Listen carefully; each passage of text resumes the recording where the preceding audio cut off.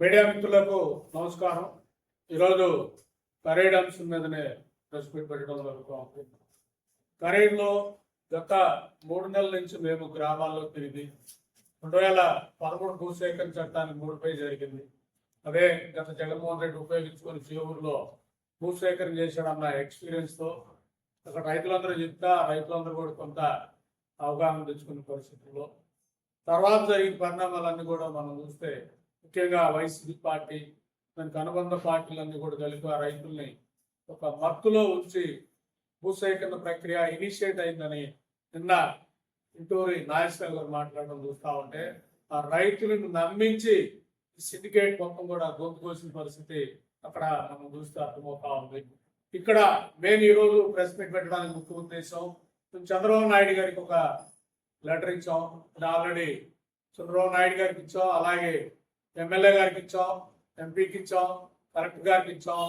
ఈ లెటర్లో సారాంశం ఏంటంటే సామాజిక అంశాల పరిశీలన వదిలేశారు.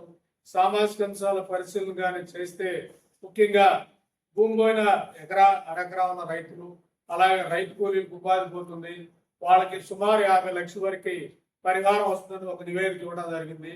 దాంతోపాటు రెండో నివేదిక వచ్చేకి చంద్రబాబు నాయుడు గారికి ఏషియన్ డెవలప్మెంట్ బ్యాంక్ తాలూకా అస్సాంలో జరిగిన పరిస్థితుల్ని వివరిస్తూ ఏషియన్ డెవలప్మెంట్ బ్యాంక్ అనేది అమరావతికి లోన్ ఇస్తున్న ప్రాసెస్ లో మీరు విశ్వేశ్వర రెడ్డి అనే వ్యక్తికి ముఖ్యంగా ఇక్కడ కార్పొరేట్ హిస్టరీ చూస్తే సిడిసా ఆర్టికల్ ద్వారా గత ప్రభుత్వంలో హవా నడిపించి అదే హవా కరెంట్ ప్రభుత్వంలో కూడా నడిపిస్తున్నారన్న ప్రచారం జరుగుతున్న వ్యక్తికి ఈ భూమి 2013 భూసేకరణ చట్టం ప్రకారం కాకుండా 2018 భూసేకరణ చట్టం ప్రకారం సామాజిక అంశాల పరిశీలన లేకుండా గ్రామ సభ అనుమతి లేకుండా గ్రామ సభ పెట్టారు.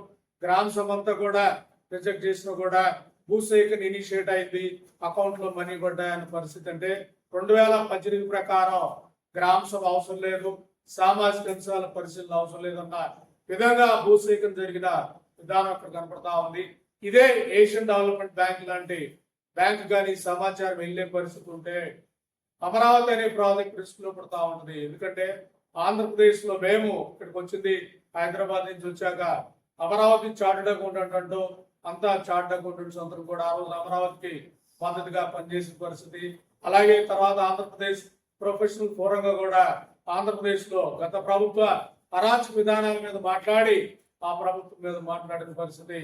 అమరావతి అనేది రాష్ట్రానికి ఎంతో ముఖ్యమైన ప్రాజెక్ట్. ఆ ప్రాజెక్ట్ 13,000 కోట్ల వరకు ఏషియన్ డెవలప్మెంట్ బ్యాంక్ ఇచ్చిన పరిస్థితుల్లో మీరు ఇలాంటి అనాలోచిత నిర్ణయాలు ముఖ్యంగా విశ్వేశ్వర రెడ్డి లాంటి వ్యక్తులకు లేదా మెగా ఇంజనీరింగ్ లాంటి వాళ్ళకి అలాగే విక్రమ్ రెడ్డి లాంటి వాళ్ళకు ఇలాంటి అందరికి కూడా భూములు దారాదత్తం చేసే విధానం, అలాగే భూసేకరణ చట్టాన్ని తొక్కలు దొక్కే విధానం, సామాజిక అంశాల పరిశీలన వదిలేసే విధానం, ఇవన్నీ చేసుకుంటా వెళ్ళిపోతే ఏషియన్ డెవలప్మెంట్ బ్యాంక్ చెప్పిన నామ్స్ ప్రకారం ఏషియన్ డెవలప్మెంట్ బ్యాంక్ చెప్పింది మనం చూస్తే ఇక్కడ అస్సాం కేసు మనం కూడా చూస్తే ఏషియన్ డెవలప్మెంట్ బ్యాంక్ వచ్చేకి చాలా స్ట్రిక్ట్ గా నామ్స్ పాటించకుండా చెప్తుంది. ఏదన్నా లోన్ ఇవ్వాలంటే ముఖ్యంగా సామాజిక అంశాల పరిశీలన చేసిన తర్వాతే భూసేకరణ చేయండి అని చెప్తుంది. ప్రజల అనుమతితోటే భూసేకరణ చేయండి అని చెప్తుంది. ఈ రెండు కూడా ఈ భూసేకరణలో తొంగలు దొరికిన పరిస్థితులు ఉన్నాయి. కాబట్టి ఏషియన్ డెవలప్మెంట్ బ్యాంక్ కానీ సమాచారం తెలిస్తే ఆంధ్రప్రదేశ్ భవిష్యత్తులో కూడా చాలా ఇబ్బంది పడుతుంది. కాబట్టి ఇప్పటికైనా చంద్రబాబు నాయుడు గారి దీని మీద ఆలోచించి ముఖ్యంగా ఏషియన్ డెవలప్మెంట్ బ్యాంక్ జరిగింది ఏంటో కూడా ఒకసారి మీరు తెలుసుకోవాలని చెప్తున్నాడు. అస్సాంలో ఒక సోలార్